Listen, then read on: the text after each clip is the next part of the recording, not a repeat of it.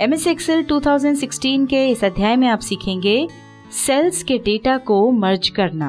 हम आपको एक्सेल के कॉन्केटिनेट फॉर्मूले की सहायता से अलग अलग सेल्स में लिखे टेक्स्ट को एक ही सेल में लिखना बता चुके हैं। उस वीडियो की लिंक और ज्ञानयज्ञ द्वारा बनाई गई अन्य सभी वीडियोस जैसे कि Microsoft Word, Excel, PowerPoint, Tally, ERP9 इत्यादि की प्लेलिस्ट की लिंक आपको इस वीडियो के नीचे डिस्क्रिप्शन में मिल जाएगी। आज हम आपको अलग अलग रोज में लिखे हुए डेटा को एक सेल में कॉमा के साथ सेपरेट करके कैसे लिखना है ये बता रहे हैं। इसके लिए हम कॉन्केटिनेट और ट्रांसपोज फॉर्मूले का उपयोग करेंगे। ट्रांसपोज फॉर्मूले पर आधारित वीडियो की लिंक भी आपको इस वीडियो के नीचे डिस्क्रिप्शन में मिल जाएगी। चलिए आपको एक उदाहरण देके ये समझा देते हैं। यहाँ पर हमारे पास कुछ फ्रूट और वेजिटेबल शॉप्स का डेटा है, जिसमें पहले कॉलम में शॉप नंबर और दूसरे कॉलम में वो शॉप कौन कौन से फल और सब्जियां बेचती है उसकी लिस्ट है। ऐसे हमारे पास अलग अलग शॉप्स हैं और वो क्या बेचती हैं उसकी लिस्ट है। ये पूरी लिस्ट आप यहाँ देख सकते हैं। अब ये जो शॉप है उसमें बिक रहे फल और सब्जियों का जो डेटा है ये अलग अलग रो में एक के नीचे एक लिखा हुआ है।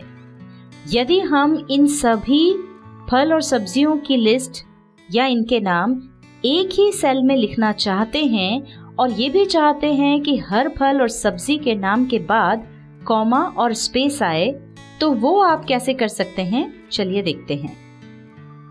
ये अभी हम शॉप नंबर 1 के लिए कर रहे हैं। यहाँ हमने शॉप नंबर 1 डाल दिया और अब हम चाहते हैं कि इस एक सेल के अंदर ही शॉप नंबर 1 से जो भी फल या सब्जियां बेची जा रही है उन सब के नाम यहाँ पर एक साथ आ जाएं। तो इसके लिए यहाँ पर हम इक्वल टू का साइन लगा करके टाइप करेंगे कॉन के।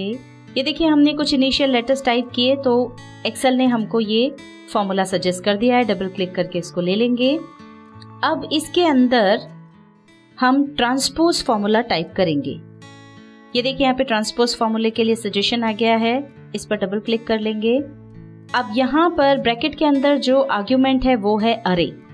अब यहाँ पर हमको उस लिस्ट को सिलेक्ट करना है जिसको हम एक सेल में लिखना चाहते हैं। तो उसके लिए ये शॉप नंबर 1 के जितने भी फल और सब्जियों के नाम हैं इन सबको हम सिलेक्ट कर लेंगे। ये देखिए ये सेल रेंज यहाँ पर आ गई है। अब हम ब्रैकेट 2 बार क्लोज करेंगे, पहली बार ट्रांसपोज फॉर्मूले के लिए और दूसरी बार कॉन्केटिनेट के लिए।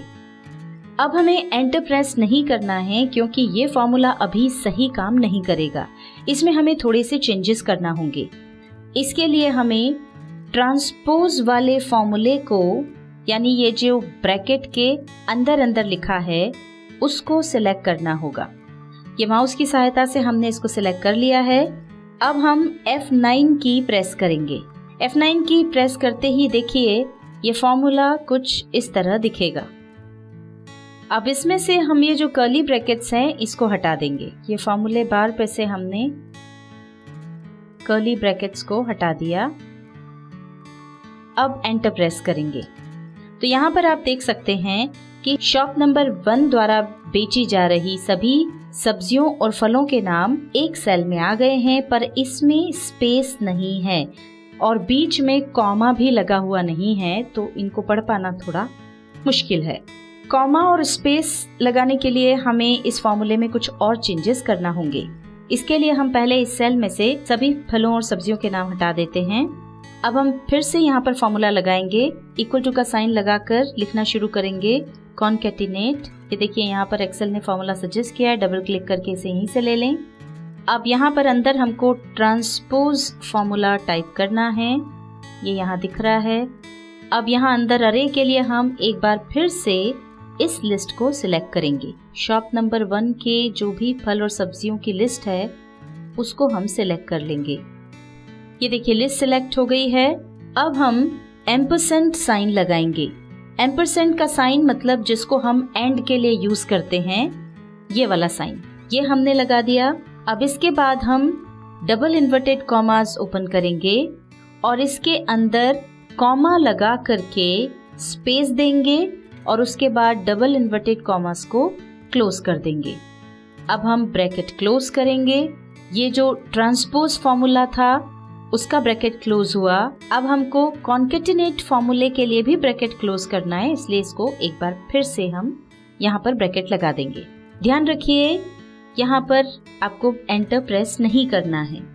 उसके पहले हम ट्रांसपोज फॉर्मूले को माउस की सहायता से सिलेक्ट करेंगे। यहाँ पर ध्यान रखें कि हमको केवल ट्रांसपोज फॉर्मूला ही सिलेक्ट करना है।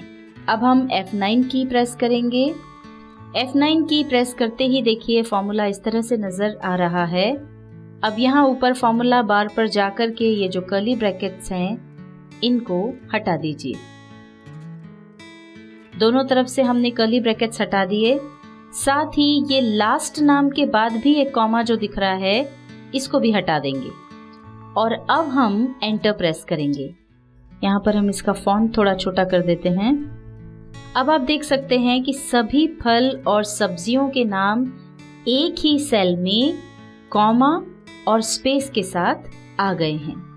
अब आप बड़ी आसानी से यहाँ पर इस पूरे डेटा को देख सकते हैं। ये है शॉप नंबर। तो पहली वाली जो दुकान है उसमें जो भी फल और सब्जियां बेची जाती हैं वो सब आपको एक सेल के अंदर दिखाई दे रही हैं।